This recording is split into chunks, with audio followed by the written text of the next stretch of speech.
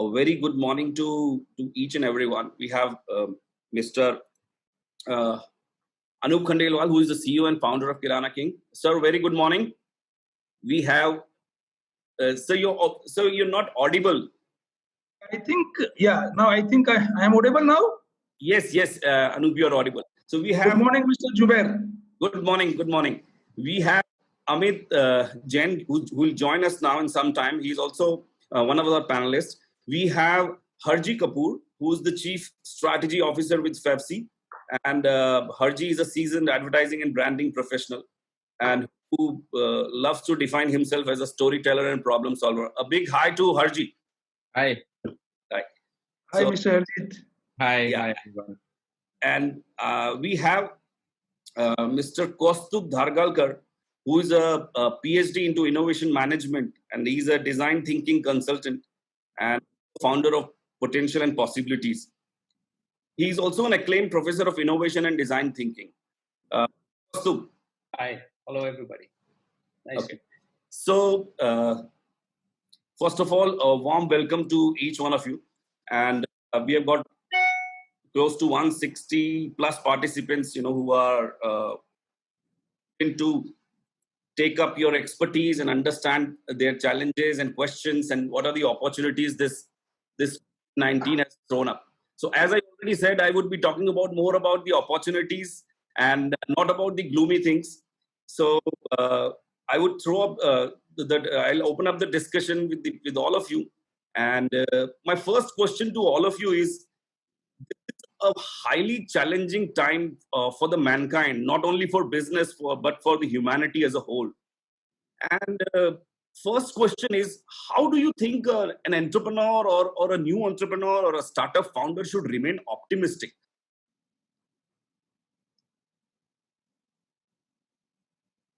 Directed to anybody specific or? Anyone can start now. I think there was a post going around which was attributed to Mr. Ratan Tata, where finally it was not a comment by Ratan Tata, but that quote made a lot of sense, that every problem is an opportunity. It was cited that various pandemics led to XYZ things, disruption happened, and completely new normals were set. So I think one firstly has to be open to getting over that status quo. We've been used to doing a lot of things and we want things to be running the way we expect them to. So, and when that gets disrupted, a lot of us get mentally psyched. I think we have to be open-minded to look at all the opportunities that are coming up from that space. So remaining optimistic and open-minded, and also very sharply focused on trying to understand how customer user journeys are changing. If we can actually, if an entrepreneur really starts looking at user journeys in the domains that he or she is operating in, how they were a month back or 2 months back, and how they are evolving. If one keeps observing those, I think there are a lot of opportunities to be explored. I'll stop here. Opportunities, etc., we will talk about later. So, yeah. Okay.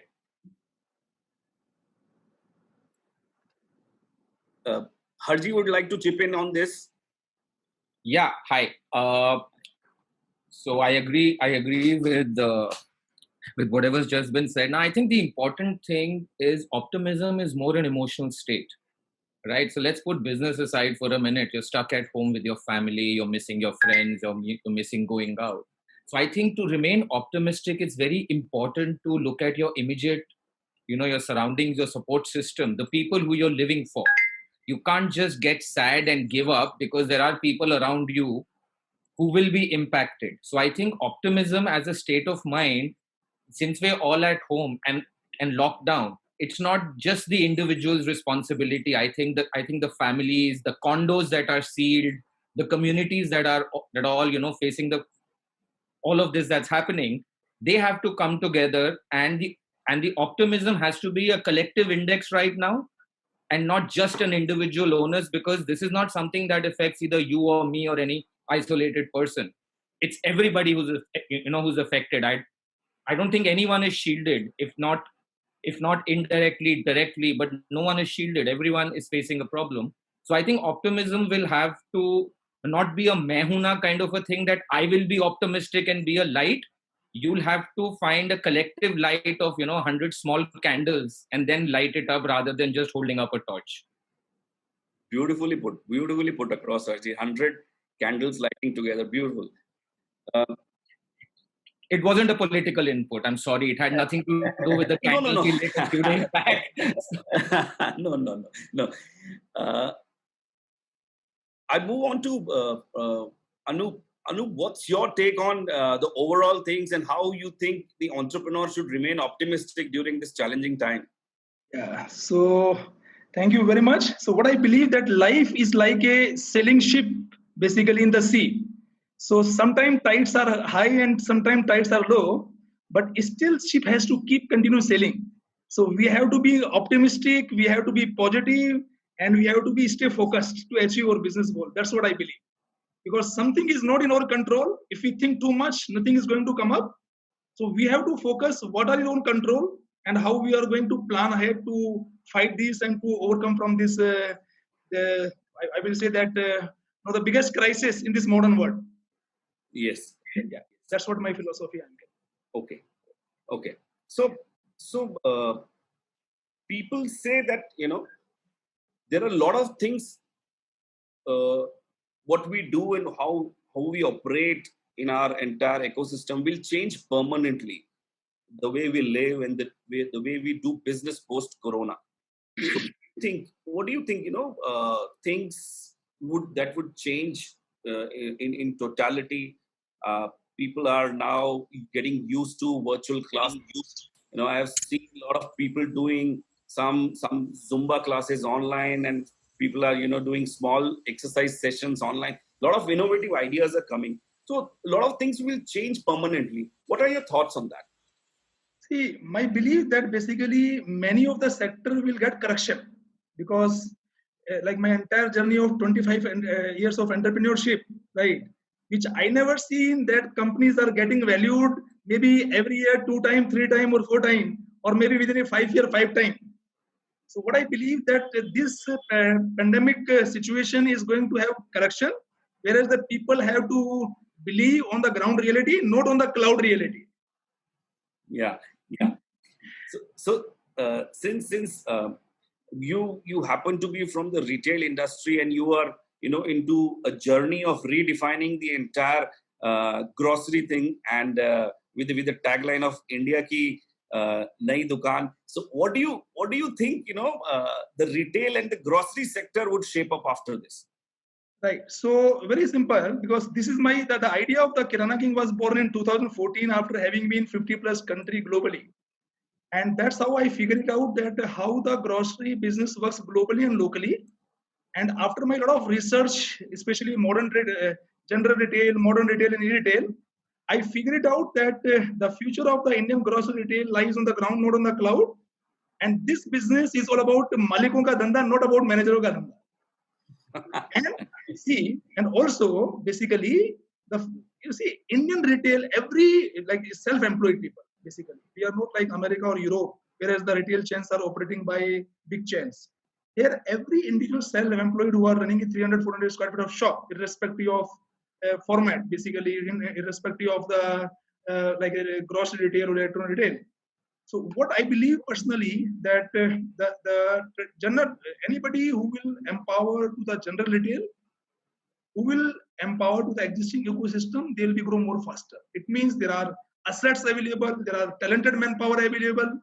So basically we need an innovation, not a disruption. That's what my philosophy we are carrying.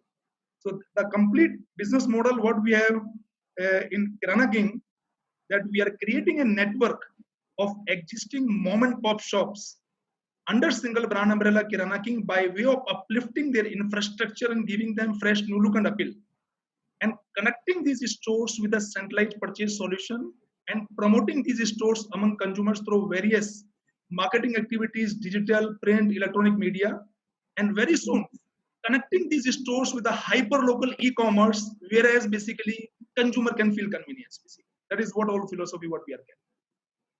Great. Kaustubh, Harji would like to chip in on this.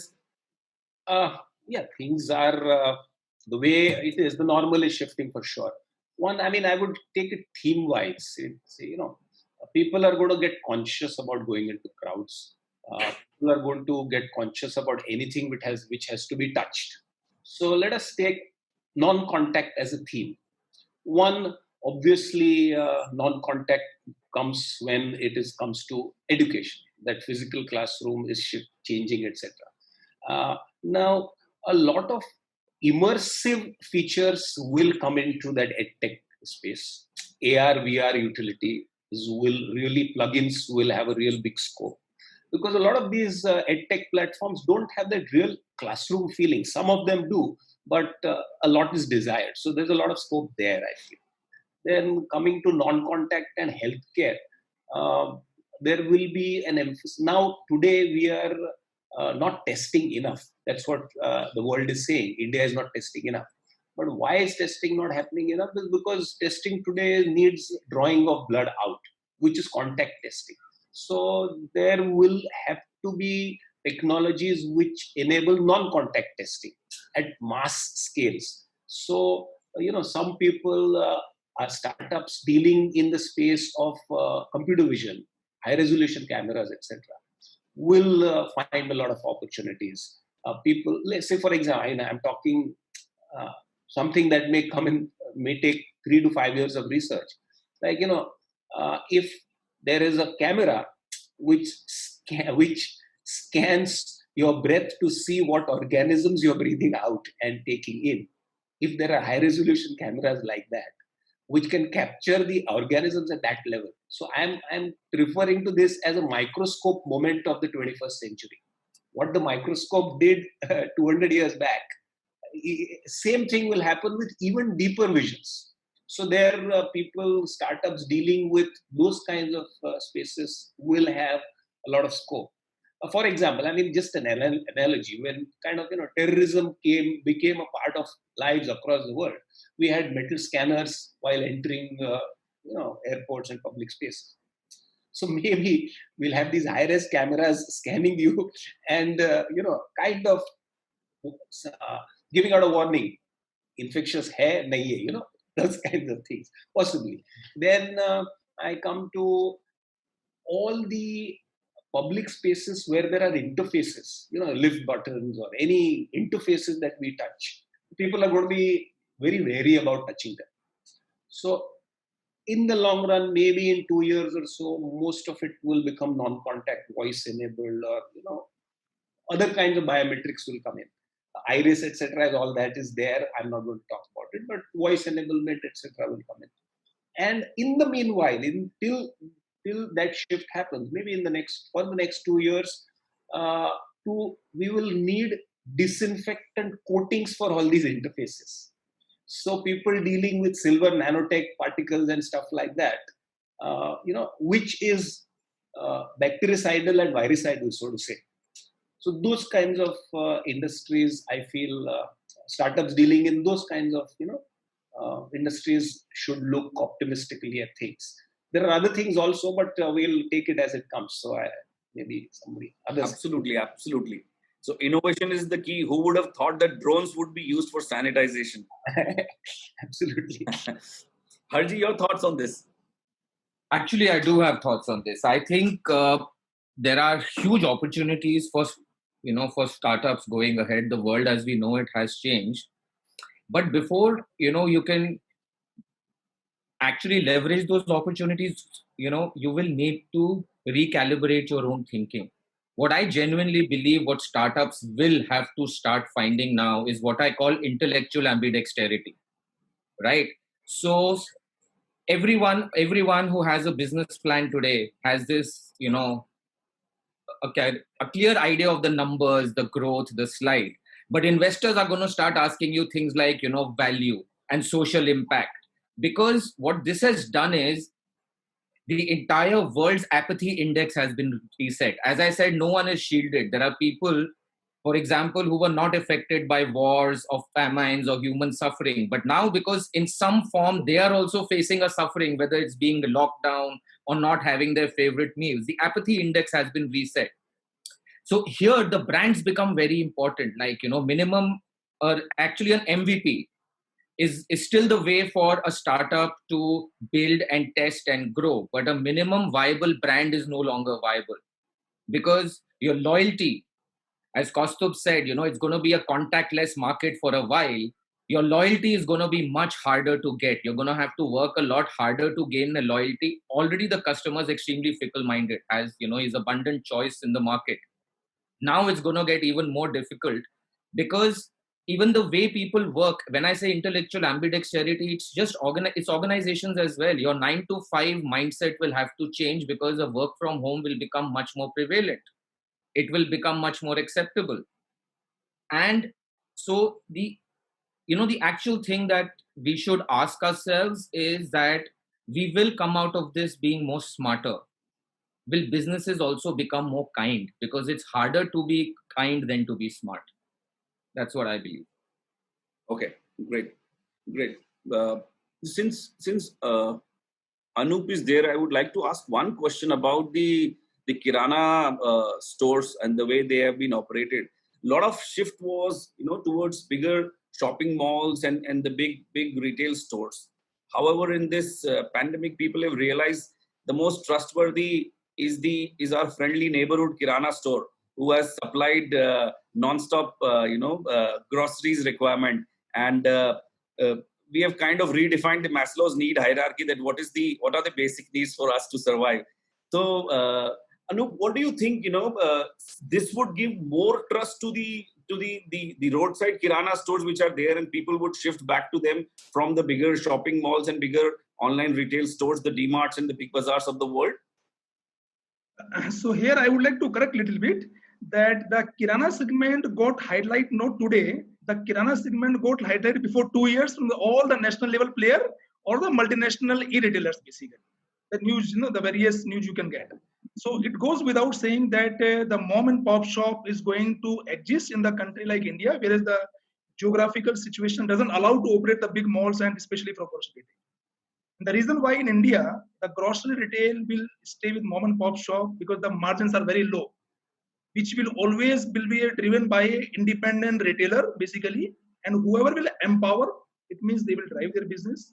So definitely, in my view, the existing Kirana stores, whoever is getting business right now, they are going to face little bit challenge after a few months. The reason why the big players all got, this sector got in the eyes of the big players, right? So definitely the potential of Kirana segment, it means the basic needs. So every big companies are planning that how to reach to the last mile. So to be very frank, we are very much optimistic that the way earlier it used to take long time to convince to the retailer to change their mindset, to adopt the transformation under brand Kirana King, or life will be more easier to get increased numbers. So we are optimistic about our business model. The more and more people, the threat will come definitely in the market. They will understand more. Great.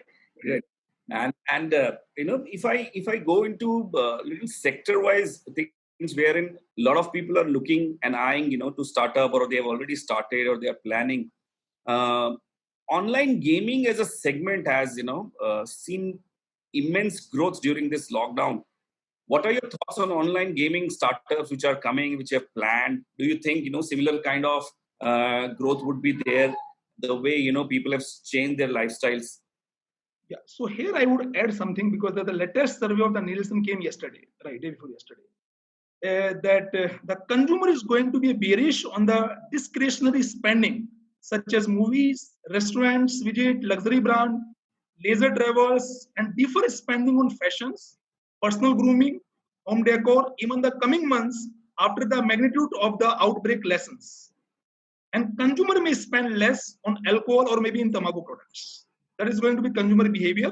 The main focus of the consumer is going to be the basic needs, health and hygiene products, healthy organic products, medical needs, fitness, medical claims, education and financial investment may some of the key shifts in the consumer behavior.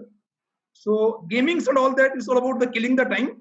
I will not say there is much more things which every individual can do or learn whenever busy. So I'm not in favor of the gaming, to be very frank, and I don't have much idea about to talk about gaming. Kaustubh and Harji seems excited to come in.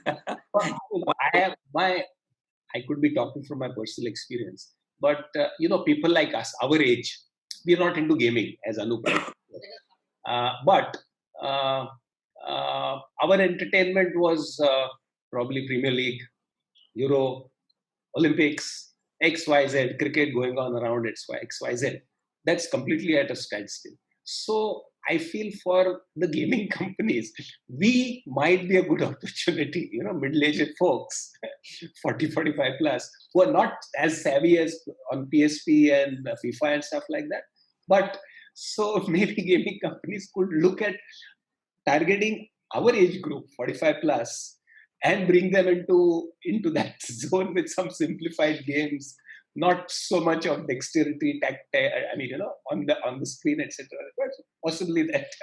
So to be very frank, I try to always basically avoid the digital gaming. So I believe in physical gaming, like a chess, Ludo, Carrom board, So that's what I believe. Games there's the opportunity for digitizing those. Possibly. So always about the gaming always I am against about the digital gaming, to be very frank. I'm sorry to interrupt, Zubair sir. I think Amit sir has also joined us. So yeah, if you can ask a few questions, and so I would like to welcome Amit sir as well in the session. Welcome Amit sir. Welcome Anup sir, Harji sir, and Kaustubh sir, everyone. Hi. So I also had a small question in between. Sorry to interrupt. So basically, as all of you, have a good employee base, and the biggest problem which I feel for all the startups and businesses today is that how will they give salaries, and how to come a major chunk of expense which they have is to give salaries. So what is some innovative solutions you people have figured out? If you can, share some insights on that, it would be great. Over to Zubair sir. Yeah. I hope you heard the question right. So Himish wants to ask, about the managing the finances and the challenges, the startups are facing about the salaries and the cost of operating the businesses. So operating expenses would be a challenge for startups as well as the salaries. What are your thoughts on that?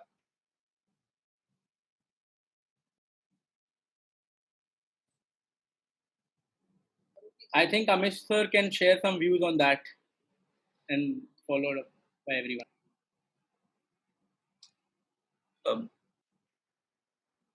Himish, can you check from the back end? I cannot see Amit on the screen. Yeah, I was muted and I could not unmute. Only host can unmute. Yes. Welcome Amit. Welcome to the session. Thanks for joining in. So I was trying to fiddle around with your controls. They weren't working. The question is around managing salaries at this point of time? Yes. Salaries and operating expenses. I think the answer will be very sectoral and very different for each startup. We have 5,000 people with practically little revenue left now because cars is a discretionary category. While we do believe it will come back more strongly because of the fact that people would prefer personal mobility over shared mobility in the days to come. We'll have to obviously ensure that all the good team is intact and we are not basically losing good people in this phase or losing the spirit in this phase. So far, and luckily we were well funded before all this happened. Frankly, we had raised 2 rounds. So answer would be very different based on context of the situation for each company. We have not taken any action as of now as a company, and luckily we are also running a very tight ship in terms of our burn rates are always very controlled. We've run it like that forever, like a proper dhanda rather than trying to chase valuations, right? And the company actually had bootstrapped for 7 years, so the DNA is about running it properly rather than I've been running this startup for now 13 years, right? And for 7 years we did not have any funds. We bootstrapped and ran profitably for 7 years. So practically, I think the fundamental shift of unit economics is going to happen now. Will we take some action? I think we'll have to take some action. Will we try to rationalize salary cost, because that's the maximum cost for us. We have touched everything else already: rental renegotiations, other kind of expenses, licensing. A lot of people were shifted from Microsoft Office to Ubuntu, Open Office kind of things. We have optimized practically everywhere where we could. Manpower is something sensitive, as you all know, to touch. But would it be required? I think yeah, it will be required, and we are gonna basically go about a blend of pay cut and ensuring that the rated fives are in and ones are taken out. PMS had been launched, so I think the answer will be very different for each company. Our company specifically will try to retain as many as we can and not let go of any people, while we'll adjust salaries accordingly to cut for a temporary phase to manage the situation. That's how we look at it right now. But not many can look at it, because we have like a 3-4 year runway in the funds we carry and the burn rates we have. Not everybody would be able to do in a format that we are doing. So every founder, I would advise, should practically look at the runway and ensure that he has enough cash. And if it means going deep, go deep, but make sure your runway is at least a year or two left by cutting expenses. And as in a smaller startup world, I think the team is more aligned and cohesive. So doing that change is easier. For a 5,000 people company like ours, it's a little different because not everybody is connected to founder. But for smaller startups, to get down to 50-60% cuts is also not too difficult, provided the team is aligned. For a company like ours, it's a very different situation. Okay, great. So Anup, you would like to chip in this? Yeah, well, basically, of course, we are still in Jaipur, and we are basically a small size company. And so far, we didn't had any action about, but definitely it's going to be cost cut. So reasonably, what we are trying to do is to retain our entire manpower, because which we have developed during last years, and we'll try to accommodate as much as possible. And of course, there is going to be a little bit cost cut. And how we are going to, it's going to be, let's say, defer, or it's going to be compensation from one way to other way. That's what we are philosophizing. Okay. Okay. So there are certain questions also, and I would like to also ask one question, that the education technology space, wherein the something which is very upcoming and which has got an immense scope, the education technology. How do you see the education technology startups as an opportunity? Harji is excited and wants to answer this. Yeah, Harji, over to you. I think not just education, the three sectors I see really doing well in the future in a post-COVID world is education, healthcare, and alternative energy. And I have a reason for believing that. The Zoom classrooms for our kids have told us that we can have a virtual, a class that can reach every corner of the country. See, how I look at it is, today you need to be able to impact the lowest, guy at the bottom of the food chain across the country. A virtual classroom, the technology is there today. You collaborate with an ISP, a large ISP, we all know who that is, and you reach every village. Same thing for virtual medical care, the clinics, a contactless, you can say a cloud-based, clinic. That brings me to the question, when I share this with people, they always tell me, every village doesn't have electricity. That's where alternative energy sector comes as a huge potential for startups, because technology today has the potential to reach a village even before electricity does. You can make that happen if you, as I said, again, intellectual ambidexterity. You need to start thinking about the softer side of your business, unless now your left brain high fives your right brain, when you have an idea. I believe it's going to fall flat. So education, alternative energy, and healthcare are going to get a large boost from, I'd love to see ideas. And we have technology like, a blockchain can ensure examinations are held absolutely right across the country for the education sector. Blockchain can also ensure that if I, as a doctor, have consulted a patient today, the next doctor who comes in and consults the same patient has the case history in place. So there's no lost in translation. You don't keep getting a CombiFlam course every time, whereas you have a better way to move forward, right? So these are actually the three sectors where I think there's a huge opportunity, and we have technologies. I heard someone mention about AR and VR coming in, Internet of Things. So this is actually going to boom. Education is going to boom, and healthcare should boom. I hope there are people who are working on these ideas as well, because a lot of people. I also spoke to someone. They talked to me about, a brilliant idea around gaming. Someone spoke to me about using a 3D printer for making more masks. Like, I think that's slightly myopic, because you're actually believing in 2020 we're going to have a solution or a vaccine, hopefully much sooner than what came for all the other pandemics the world has faced before. So so let's not hedge our startup idea against human progress and scientific development to look a bit larger scale, because a 3D printed mask might be relevant today. It will sell like hotcakes, right? But maybe after 6 months, when we have a vaccine, or we build herd immunity, or we build herd immunity in a year, people will stop, actually using those many masks. Same thing goes for gaming, right? You have time today. I can get into gaming today.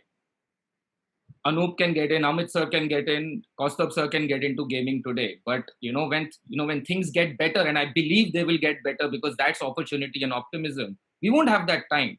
So then that particular startup, which only wanted to cash in at this point of time, and it's very dangerous for startups right now. People at home writing business plans, and they're writing business plans to cash in rather than make value. As Amit sir said, build a runway.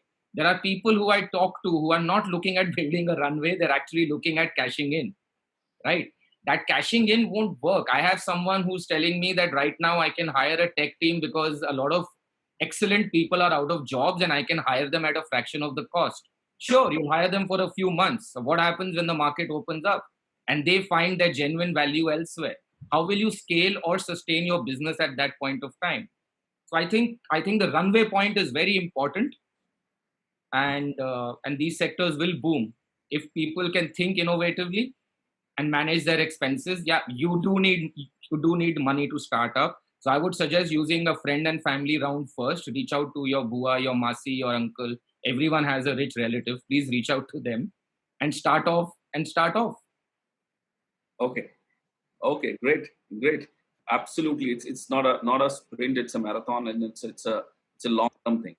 Okay, Kaustubh, to chip in on education piece. Education, when people refer to edtech, they refer to it as a mass.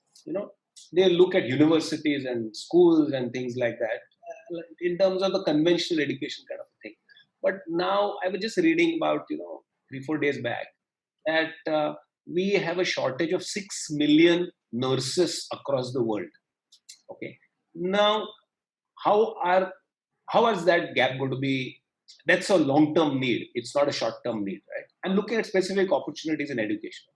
Now, 6 million nurses, how the hell do we train these people? So that's where non-contact virtual training comes into the picture. And that's a huge opportunity. Now, when you train a nurse, it's not a classroom kind of a thing, right? You got to give them real immersive experiences in terms of how to handle a patient, in what situation it will come in, etc.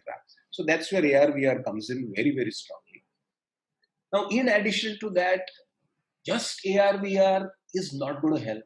You will also have to give that trainee nurse or a boy, a ward boy, sister, whoever it is, some physical feeling of some organ, tissue, body, anatomy, physiology, right? Now, that's where 3D printing comes into the play. So, and these are long-term requirements. The kind of frequency of pandemics that has been happening, I'm not talking about the Spanish flu and old stuff, but 2000 onwards, SARS, MERS, Ebola, Nipah, etc. The gap between these pandemics has begun to reduce. So maybe we might see another similar situation. Instead of 5 years later, we might see 3 years later. So this healthcare space is going to, it's not a question of cashing in, it's a runway building space. Now that's where I see in those niche spaces of education, startups need to identify that. My problem is when people talk about edtech, they only focus on university education, school education, etc. Online, Udemy, Coursera, etc., etc. But these niches which are coming up and which will last long, those need to be identified. I just touched upon training of nurses as such. But there are a lot of other things also which are coming in there, So those need to be identified by startups, and real building has to happen there. That's about the education. Other things, yes. I mean, manufacturing supply chains have broken down today. And over the last, say, 40 years, we have perfected the art of just-in-time inventories, JIT, right? And at such times, that JIT, just-in-time, doesn't work because we don't have buffer stocks. All right. Now, that's where I see where the real estate people, there is scope for warehouses now.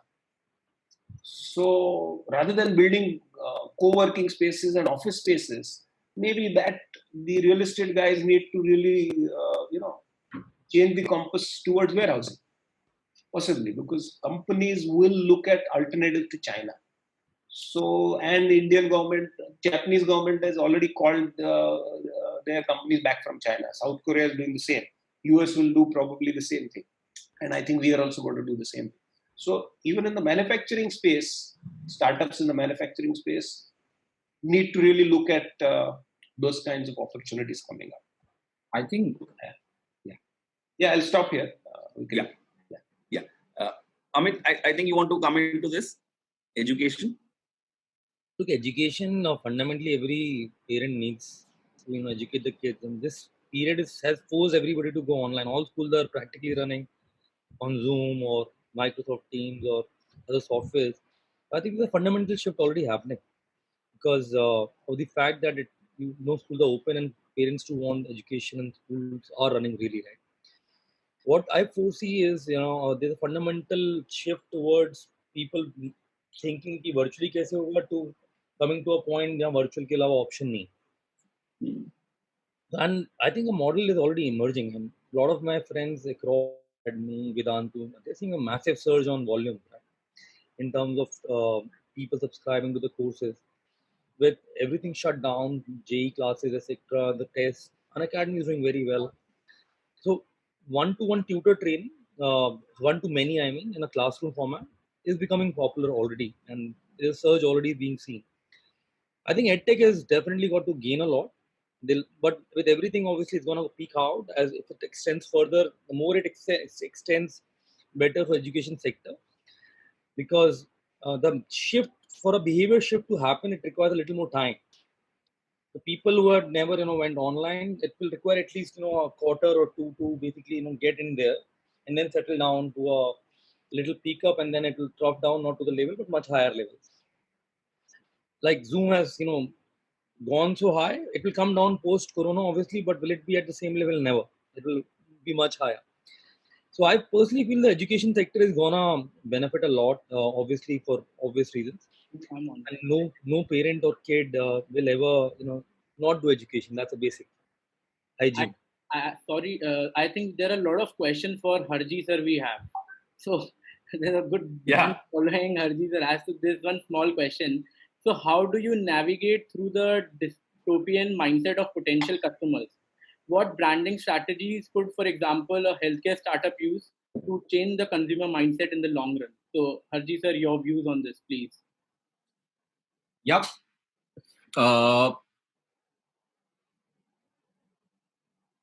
I don't think it's a dystopian mindset. It's a fickle-minded mindset. So for this, you need to fundamentally understand the difference between a brand and a product, a commodity. Brand is not a commodity. People pay for a product, but they buy brands, right? So let's assume brand is a personality. It's a humanization of whatever you're trying to sell. And like, how do you convince another person, a stranger you meet, to actually become your friend is the same philosophy. Be genuine, be honest, be upfront, look to add value.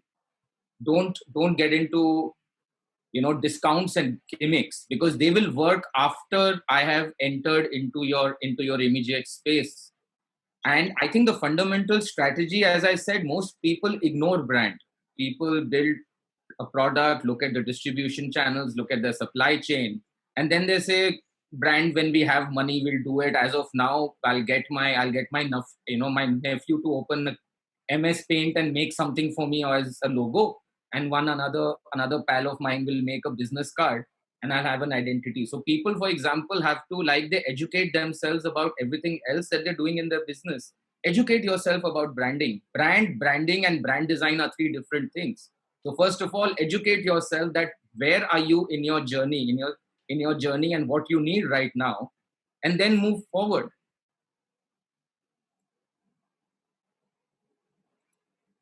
Okay. Absolutely. And Anup,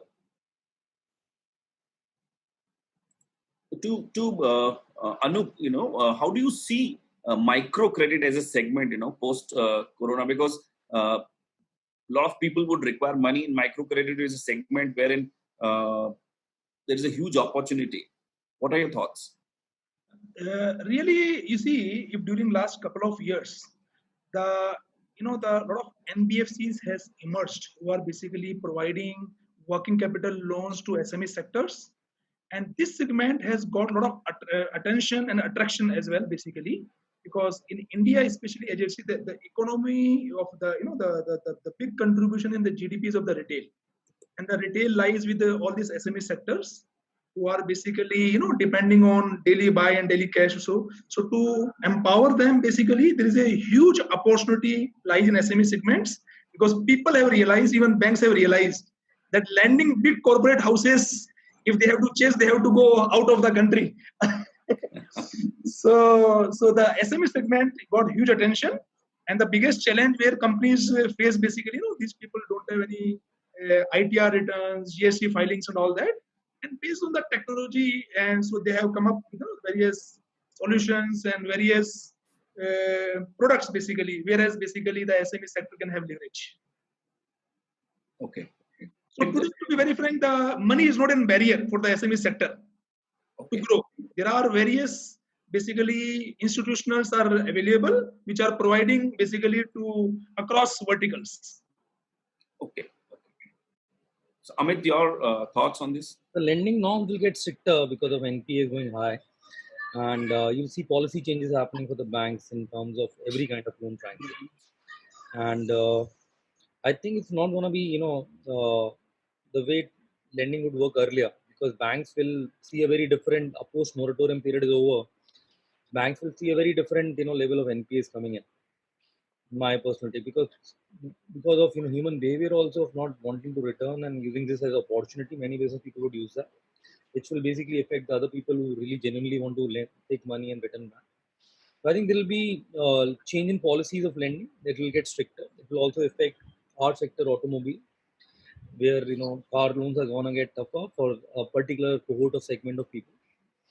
We are in for a different time, and we should brace ourselves accordingly, I would say. Micro credit, now what's going to happen is the cohort of people who will get lended will be differently. So I foresee that while government sector would obviously try to support more and more such SMEs to and different kind of profiles for credit.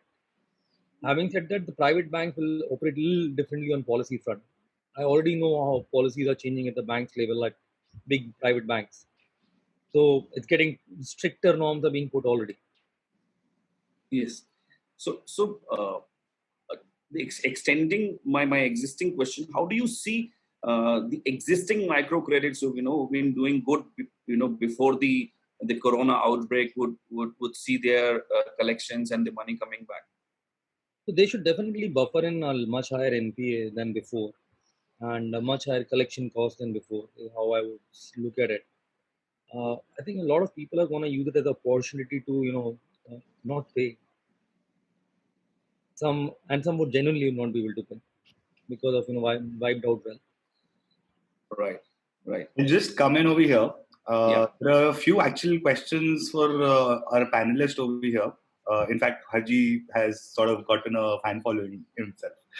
So the last 2-3 questions are for him. So I'll start from the bottom and I'll go up.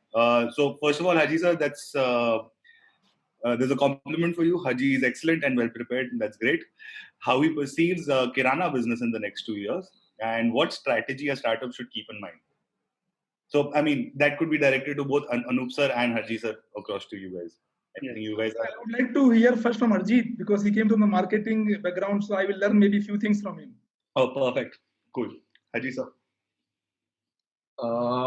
Because the one point which I guessed, there is a huge difference between a branding and a brand. Oh, yeah. That's what we communicate. That's what we are communicating to the Kirana retailers, that during last ages, you are promoting basically people's brand. You are unable to create your own brand identity. So that's what we say. There is a huge difference between a branding and a brand. So Mr. Harjeet, for further comments. I personally, I don't know how it will actually play out, but here's what I'm hearing conversations. I live in a complex with about 1,800 odd people. We're all locked down. And I've heard all my neighbors talk about that once, even when this is over, we're going to make a conscious effort to support the small vendor, the small shops around our market. Because for the first 15 days, when we reached out on the big portals, the big bazaars and the Amazons, we were either told we are not delivering or our delivery slots are full. So somewhere that has impacted. The second amazing thing that has happened, a collaboration has started happening between the Kirana stores, which earlier had their own following. So now I call my regular store and I ask him, do you have XYZ? He says, even if I don't have it, I'll get it arranged from you. And I know with my relationship with him, he'll go to the shop next door and buy it and send it. So a hyper, collaboration that actually works in the market is going to happen between those stores. I genuinely want people to actually patronize the smaller shops, the smaller vegetable vendors, because these are the people who are out there in the, on the front line, so we can stay home and feel comfortable, and we can afford social distancing, we can afford hand sanitizer, clean water, and those people are out there, so we can also decide, aaj khane mein kya hai. That is such a simple thing we ask, but do you imagine that now it is so much more difficult to get that every piece of thing here, and those are the people who are doing it. So I, for one, would definitely move from a larger chain to the shop right next door. Or there's a small shop in my basement who gives me my milk and eggs every day. If he starts keeping more stuff, I would definitely go to him. Of course, I will use the online portals as well, but that will happen when whatever I need is not actually fulfilled over here. I'm sorry, Anup sir. I come from a complete emotional index. I am an EQ person, so basically I'm low on IQ. So you'll have to forgive me for that. The Indian economy of the retail is almost touching $1 billion. I mean, say $1 trillion basically, right? Whereas the grocery retail alone plays approximately 60%, which is about $600 billion economy. And the grocery retail is still, if I say in a hypothetical manner, 90% still remains with the traditional method, right? And the overall online grocery is barely 0.5%. There is a long way to go. So I believe in a phygital, basically. That's what it means. You see, the many online companies, big companies, they have tried earlier, and they are again coming to the mom and pop shops to tie up to reach to the last mile. Because the biggest problem in India is the last mile connectivity. And the last mile connectivity cost is very high. And nobody can have the last mile connectivity the way mom and pop shops can have. And Kirana business is all about emotional touch. That is going to remain. So what we as a company are trying to do, to leverage that asset and to leverage that relationship to empower this basically grocery retail ecosystem. And you see, in human lives as an Indian, the kind of a lifestyle and the food habits what we are having, barely we consume 300 to 400 SKUs in a basically upper segment, right? So most of the brands, they are basically confusing, unnecessary, basically penetrating a various kind of a product range and all that. So 90% of the Indian population is still feeding basically from mom and pop shops. The only is that we need to apply the proper retail practices on these shops, right? So that they can address the need of their basically consumers, So that the way you told me that you are going to Kirana Walas whenever you don't find your things, basically. But we cater a different philosophy that you should go online whenever you don't find your need things, basically. That's exactly right. So most of the things, what we are planning, that the basic need, chawal, chini, atta, maida, suji, besan, dal, dalia, tel, ghee, right? So the basic 80% of the requirement of the people should meet out from these kirana shops. And for specialty products, let's say if you want to certain mayonnaise, some imported cheese, or any kind of a sauce. So if you are unable to find out, might be you can go on. So still we believe that empowering this traditional ecosystem, and they have proven basically. And largely you have said the communication is very important. In digital, you cannot communicate. So might be he will recommend you कि this भैया काजू बादाम चाहिए तो ये काजू अच्छा है, ये बादाम अच्छा है, मेरे पास में ये तेल नहीं है तो मैं क्या ये भेज दूं क्या? So in physical business, basically, whenever the retailer communicate to the consumer, they convert. Even though he's out of stock, let's say if you ask a Fortune oil, he's out of stock, he will say, okay, मेरे पास परंपरा है. He will say that कोई बात नहीं भेज दे, basically. So the individual retailer is having huge power, basically, convincing power and connections and the emotional connect. So we believe that mom and pop shops got huge attention, and any startup, basically, who is going to work to empower them, basically, in terms of adding value to their business, can have a large opportunity in terms of for digital payments and especially for last mile connectivity. So various things basically. And also one more thing I would like to add here. See, various startups are working in pieces basically for the kirana. Somebody is bringing POS, somebody is bringing supply chain, somebody is bringing digital payment, because currently we are working with more than 10-20 companies for the ancillary services tie-ups. So one thing we have to understand for the grocery retail, the retail whole is an ecosystem. So whereas the retailer is important, retailer empowerment is important, and of course the supply chain is important, and the consumer acquisition is also important.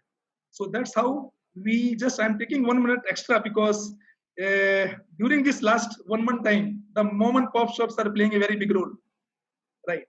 So our fundamentals, we believe in 5 points: standardization, digitization, centralization, localization, and socialization. So there are 5 core pillars what we are working, and that's how we are empowering. So we believe that there is a huge opportunity for the startups who are working in that space in terms of last mile connectivity, for the logistic tools, for payment gateways. So we need to understand the way business takes place, and according to the practices of the retailer and practices of the consumers, whoever bring any kind of a reasonable solution, it can really give us the result very fast. So that's what my philosophy about the grocery retail. Okay, so we are receiving a lot of questions, and I would also like to announce that anyone who has any question, you can type in your questions. We'll take your questions one by one, and we'll take as many as questions as we can. And one question we have is, so how we'll go about the question and answers that any one of you can answer that question. If you have any specific point to make to that question, you can also chip in. This is the paucity of time. So first question is, what is your take on service industry like dental health?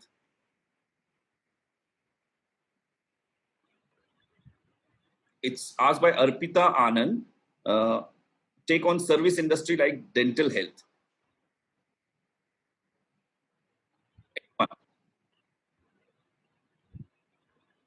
This is a difficult one, actually.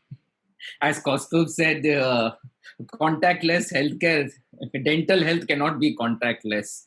It's very, very difficult unless you have such a high definition camera that you open your mouth in front of the camera screen, and the doctor somehow manages to look there and say like, this is what you need to do. Or unless you have a bad tooth, and like old times, your mom or your daddy will tie a string and put a piece of coal in front of your face and you'll pull it back.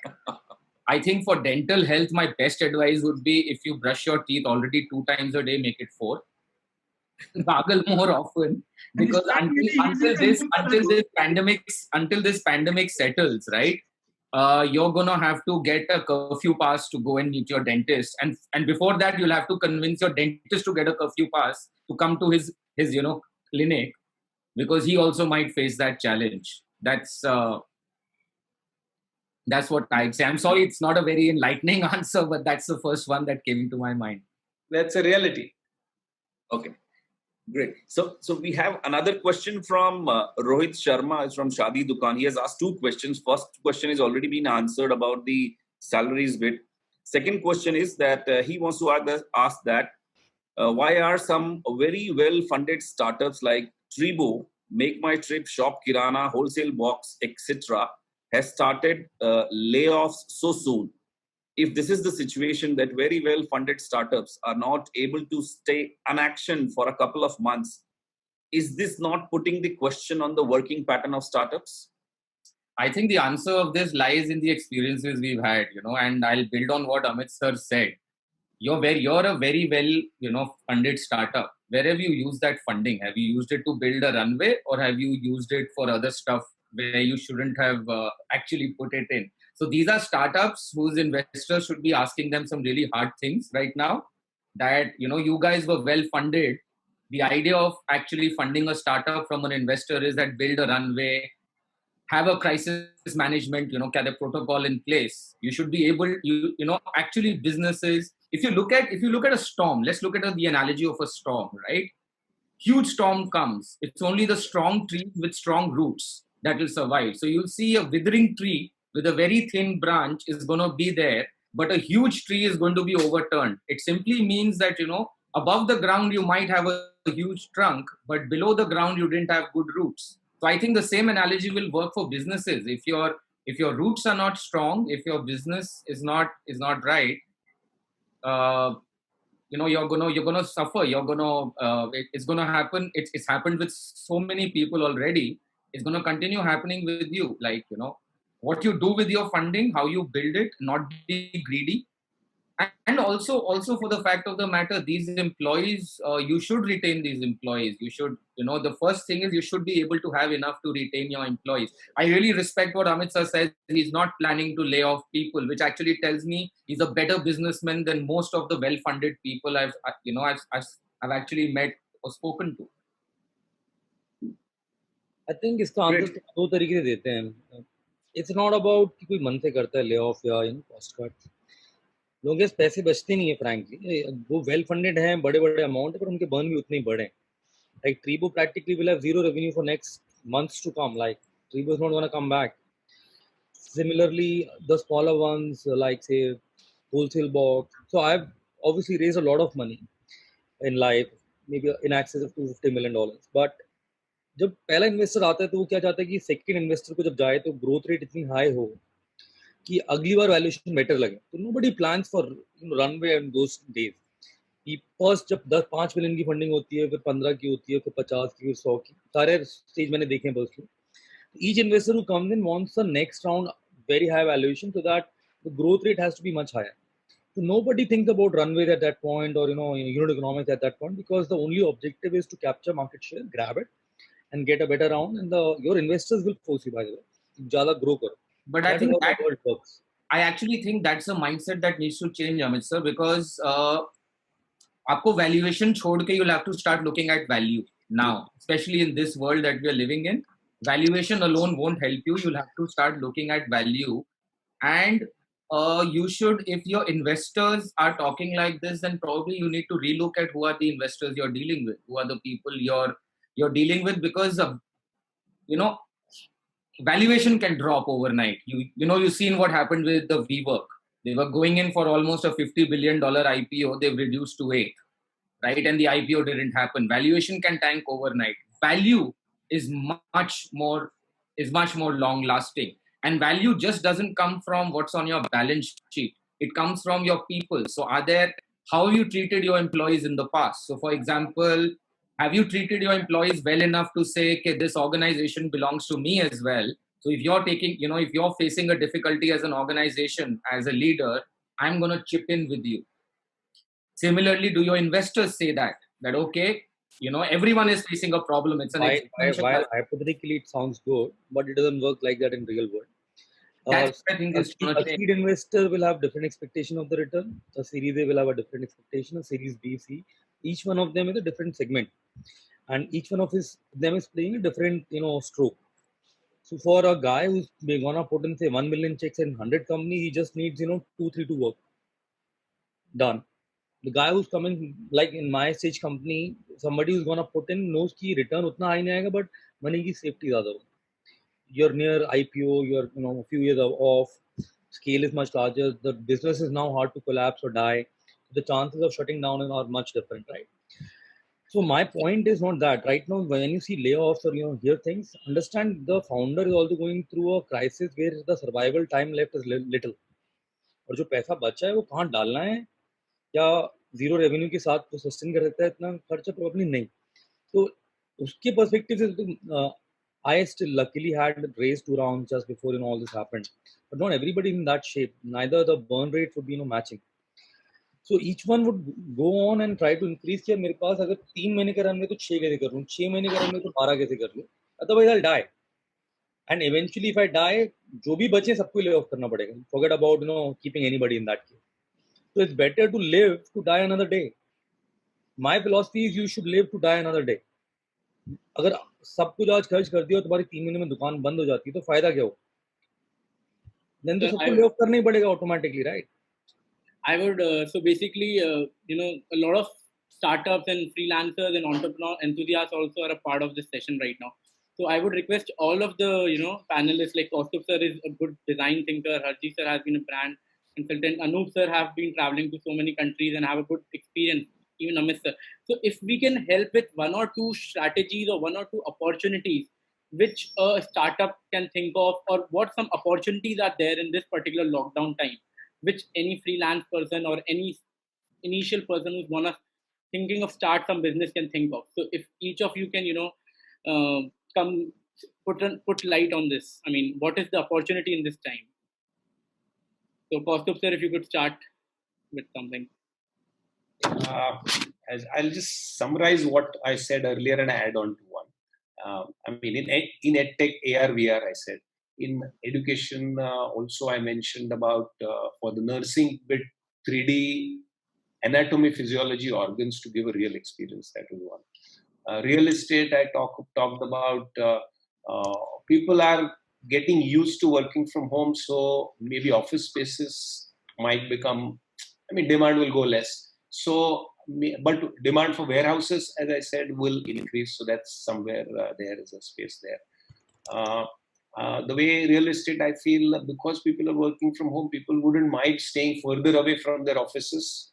So the whole model of city center having a higher real estate per square foot cost and suburbs having low might start getting reversing. So that could happen. Then a lot of people are streaming stuff online. People are working from home. People are watching Prime, Netflix, etc., etc., etc. So bandwidth is getting sucked. So I am looking at collaborative computing being, our computers at home could become servers. So people in that networking technology have, I think, a big scope that can be captured. In fact, Microsoft has been doing it for the last 12 years or so, but hasn't really gone public, gone really big with that. So I think that's one big space. Somebody who's into networking, etc., should be looking at. That's one area which I had not spoken about earlier, so that's an addition from my side. Okay, Anup sir, your point of view on this? Some opportunities for startups at this time. So especially for our sector, what we are operating, I see there is a quite reasonable opportunity, whereas the startup can think over about some innovation or innovative ideas to reach to the last mile, basically keeping in mind the working style of the retailers and the need of the consumer at the front end part. At the same time is the basically back end part. So more or less the back end also supply chain part, how the machine learning can help and how the artificial intelligence can help us to predict the demand well in advance, especially so that we can manage our supply chain well before the time or on the time. At the same time is basically front end side. So how we can manage basically the fill rate on these shops to satisfy to the customer and to meet out the requirement of the consumers. So I believe that there is a reasonable opportunity, especially for machine learning and artificial intelligence in terms of a supply chain at the back end, at the front end, as well as varied innovations for the last mile logistics. Okay. Amit sir, your points on this, some opportunities you feel? देखो opportunities तो बहुत सारी आने वाली है जहाँ पर contact है कम और कॉन्टैक्ट कम होना है. When people in the group that are asking, यहाँ से आइडिया नहीं निकलेगा तुम्हारा. तुम्हारे को खुद एक प्रॉब्लम सोचनी पड़ेगी जिसको तुम सॉल्व करना चाहते हो. And you have to feel passionate about it. And it's like a genuine problem you felt as a young startup founder. Yeah. यहाँ पर जान देने से नहीं आएगा वो idea. Is what I am trying to say probably. Okay. किसी चीज के लिए बहुत आपने जेन्युइनली प्रॉब्लम फेस करी है और आप उसको सॉल्व करने जा रहे हो. And that's how it all startups practically work. Startups जब होती है प्रॉब्लम सॉल्व करने के लिए होती हैं स्टार्ट, ना कि वैल्यूएशन या फंडिंग लेने के लिए स्टार्ट होती हैं. Correct. तो first feel strongly about a problem situation, उसको आप सॉल्व करने निकलो as young founder. And make sure while you are solving it, unit economics of the transaction is at least not negative. So that's how you should think about it. कि Okay. अब सारे sectors में opportunity बनने वाली. There is no sector that won't have opportunity. So if you ask me, कहाँ बहुत सारी जगह बनेंगी. एजुकेशन ले लो आप, लैंडिंग ले लो. अब कोई लैंडिंग का बिजनेस करे तो मतलब lending is gonna be tough now, but lending would still be needed, and you can now lend at better rates, higher rates. If you can control your NPA through your intelligence, you can have a great business. But can you do that is a big question. It requires fundamentally different background. So play on your strength first. Step back and think कि मेरे को क्या अच्छा आता है. मैं coder हूँ. Passion. Plan accordingly. It doesn't work like कोई idea आया चलो कर देते हैं. It doesn't work. You should feel passionate about it as a founder. That's the only way to run something. Is how I would put it. Okay. Harji sir, some points from your side. I've missed out on the question all over. Matlab, everyone's spoken about a lot of stuff. You'll have to refresh the question. So basically, my question was, at this lockdown, because when there's economy going down, again, there's a lot of opportunities at the right time. So what do you think? What do you feel? What is the right segment, or how can a startup? What is the opportunity a startup can look at right now? See, as I mentioned earlier in what I said, education, healthcare, and alternative energy are three sectors which I think are definitely worth looking at for startups. All the brilliant minds at home who are locked down, and building on what other panelists said, Kaustubh sir specifically, network better, collaborate better. Okay. This is a time for actual work together and hyper collaboration. People talk about hyper localization. I think hyper collaboration is going to become very real. Example being, BigBasket is now using an Uber for actually fulfilling their orders. They're not actually competitors. So what I call them is friends with benefits. You'll have to find in your business ecosystem friends with benefits, right? Like that. What you'll also have to find is actually the frenemies. And that is, it's already happening at a higher level. A Google, an Apple, and Amazon, they might be competing with each other, but they also work together. They share resources, intelligence. That's going to actually trickle down. Now you'll have to identify a part of the vertical supply chain that you're good at, but you'll also have to look all around you that who are the people who are as good as you, maybe in an affiliated side of the supply chain, and partner with them. That's a big opportunity. I think the opportunity here is actually to sit in and plan better. During this this period of lockdown, you can of course upskill. There are a lot of memes about how people should not be upskilling, and everyone's giving me gyan about not upskilling. You can upskill. You can learn. There are parts if you're starting up, for example, you're a tech guy who wants to start up, but then you're only good at tech. You're not good at the business side of it. You're not good at the marketing side of it. So use this opportunity to upskill, because even if you hire a business or a marketing expert, you will still be the entrepreneur who will have to manage and lead the company if you're the decision maker. So I think these are the opportunities people should look at. So I think what I can conclude from all the panelists is something, the tech opportunity. So we have a tech session coming up with Nishchay, who is has a founding company at tech. So one thing which I can conclude is there are a lot of opportunities for tech, AR, VR. So I would request all the attendees to join in. And second thing which I could conclude is collaborations. So even, we are trying to do the same. So for example, we are trying to get office spaces built, and we're trying to collaborate with the property owners. And as the real estate is going to go into damn sure into doldrums. So that is what we're trying to do, is collaborate with tech people, the property owners, and we can convert those dead properties into life. And some or the other way, making it more sanitized. So I think collaborations and tech are the two things which is gonna be. Himesh, I'd like to add to that. Yes, tech is going to be very, very important. But here's how I look at tech. Tech is tech now in 2020 where we live is no longer, in my mind, an industry category. It's an enabler. It will have to underpin every business idea that you have today. So looking at tech just, purely as an industry category won't work anymore. You'll have to build a value chain above tech. A very interesting point that was made, it's not just tech. I think manufacturing sector has a huge opportunity in India now. And when I said this earlier, very interesting, a couple of days back, I'll take an extra minute. I told someone that India will be an alternative to China.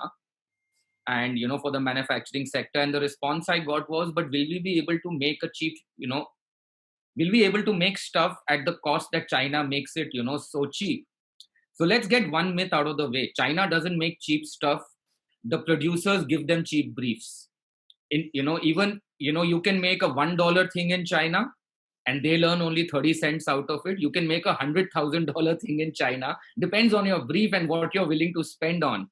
If we bring that same thing here, we have technologies today like additive manufacturing, advanced materials, and 3D printing.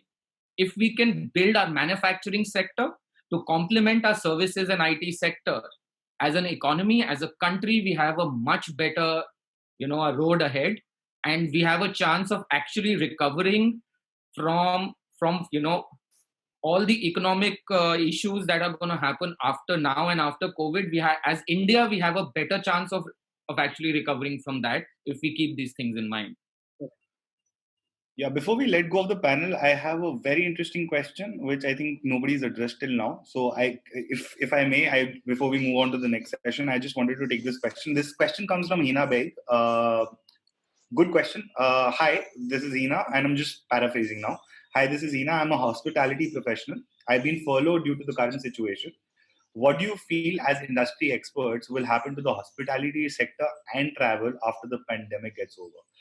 That is a very, very relevant question because one of the key industries which has been targeted across the board is the travel bit itself. So if I'm keeping it across to all the panelists across over here, if they can just answer this particular question, and I think then most of our session is pretty much over. Just a very, very interesting question from a travel perspective. That's why I wanted to jump in over here. It will take at least 6 to 9 months for it to even come back to where it was ever. That's how I foresee it. People are not going to go into vacation mode when so much panic is going to happen and Corona is still not over, right? Secondly, I think there's macro things that will impact if a vaccine is discovered sooner. It will be a very different answer versus how the ambiguity goes on. Sure. Because until a vaccine comes up, Corona really doesn't die. It's still there and you're scared to not go to places where you can still catch it. So discovery of vaccine will definitely be a very different answer versus ambiguous times. So I foresee a very big impact on travel sector at least for 6 to 9 months from now. It will be the last sector to recover. Let's put it that way. It will be one of the last sectors to recover. Fair enough. Kaustav sir, you had a point, and I can see that. I see travel tourism has two components. Yeah. One is the enabler, and one is the property or the site that one visits. All right. So enablers are those aggregators, travel agents, XYZ, airlines, etc., etc., etc. But when people travel to see places, experience the beauty, etc., those kinds of things. So let's look at them separately. Sure. So I call them as the properties where people would like to go and visit, and the enablers. Now, because of this travel embargoes and things like that, people are not going to travel, as Amit rightly said, maybe a year or more also. Now, I feel the property owners will employ technology to make people experience those things in their houses. Right. Okay? So that's where, again, AR, VR, etc., comes into the picture. And now, how they monetize it will have to be really seen. You want to visit the Louvre, so you buy an ex-Europe pass and get in. Now that has to become non-contact, sitting in your house. How is that going to happen? So that's where folks like you, I suppose you are a tech guy, collaborate with Louvre and give that experience to me in my house, and how does that property monetize it? That's the way I see the the travel industry kind of repositioning or redirecting themselves. Here I would like to add some value, basically, some few thoughts. So what I believe that travel and tourism in two parts, one is for called business and one is called pleasure. So the business traveler, this due to this COVID-19, to be very frank, personally myself also I have realized that many things can be finished sitting in on Zoom camera rather than traveling. And earlier maybe we was traveling for a small job to meet people and to finish your job. So business-wise, it's going to be, of course, a lot of cost cutting, time savings, and of course for the pleasure side, since the economy, the slowdown is going to become, and due to all this crisis and due to all this safe distancing and all that, so the pleasure traveling is also going to be less. The biggest hit, which is the sector which is going to face, is all about the tour and travel, basically. That's what my philosophy. I think I'll take one last question because this again has come in. The question, while it's been addressed to Harji, the question is, what is the future of mental health after COVID-19 episode itself? Right. So I'll keep it across the board because I think there are a lot of people who because of the quarantine have to go through this, and I think it's a relevant question to ask also. Right. I think we did not touch upon this with this particular panel. So last question, and then we're off. Then we'll move on to the next session itself. Sorry again. I keep on saying last question, but it's not the last question. I have. I'd love to hear what other panelists say on this because I believe this is a very important question. But let me start by saying mental health has been an issue for a very long time. Why it has not come forward is because there's actually a taboo attached to mental health in India. People have a problem visiting a psychiatrist or a psychologist or, wondering that what will people say? I don't want to be seen in those clinics. So it's it's extremely prevalent. Depression, stress, and other mental health issues are very prevalent. What I hope that this will do is that people will at least start accepting the fact that they need help. The thing is, there are people out there who are willing to help. There are actually qualified people there willing to help. But it's the people who need the help actually, they don't want to go. So that mindset I do see changing. I do see a lot more people reaching out to their, the therapist and talking to them. And probably this is where a virtual, consultation comes in. It's a contactless consultation. You just need to speak to an enlightened person who can tell you how to navigate all the stress factors you're feeling, right? And I think people should open their mind and understand that this is not a dysfunction. This is actually a result of leading a high stress life. So stop looking at it as a flaw, but start looking at it as a wound that just needs a band-aid.